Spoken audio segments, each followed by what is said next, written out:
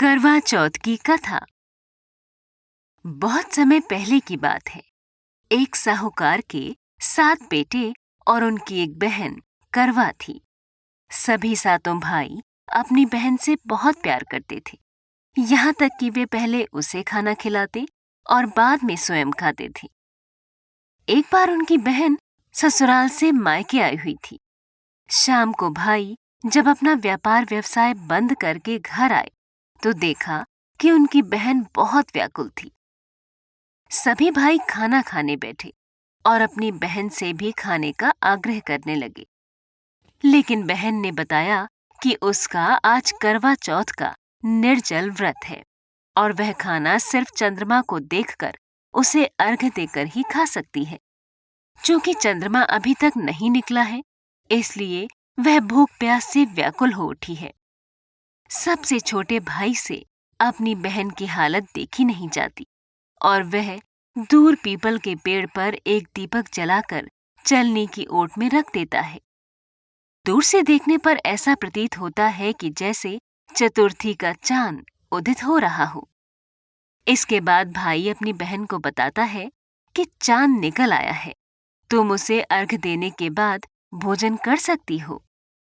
बहन खुशी के मारे सीढ़ियों पर चढ़कर चांद को देखती है, उसे अर्घ देकर खाना खाने बैठ जाती है। वह पहला टुकड़ा मुंह में डालती है तो उसे छींक आ जाती है। दूसरा टुकड़ा डालती है तो उसमें बाल निकल आता है और जैसे ही तीसरा टुकड़ा मुंह में डालने की कोशिश करती है तो उसके पति की मृत्यु का समाचार उसे मिलता है।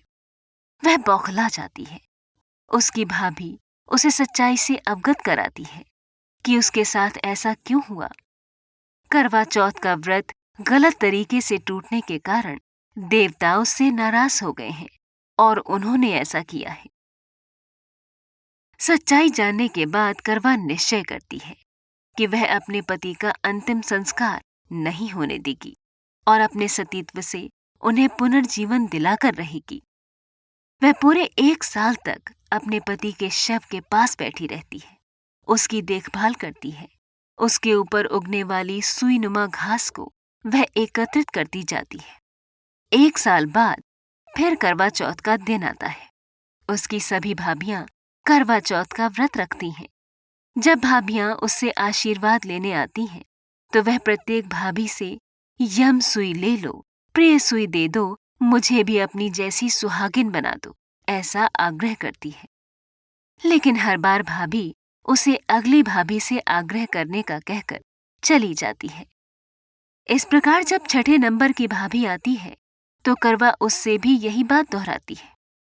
ये भाभी उसे बताती है कि चूंकि सबसे छोटे भाई की वजह से उसका व्रत टूटा था, अतः उसकी पत्नी में ही शक्ति है कि वह तुम्हारे पति को दोबारा जीवित कर सकती है।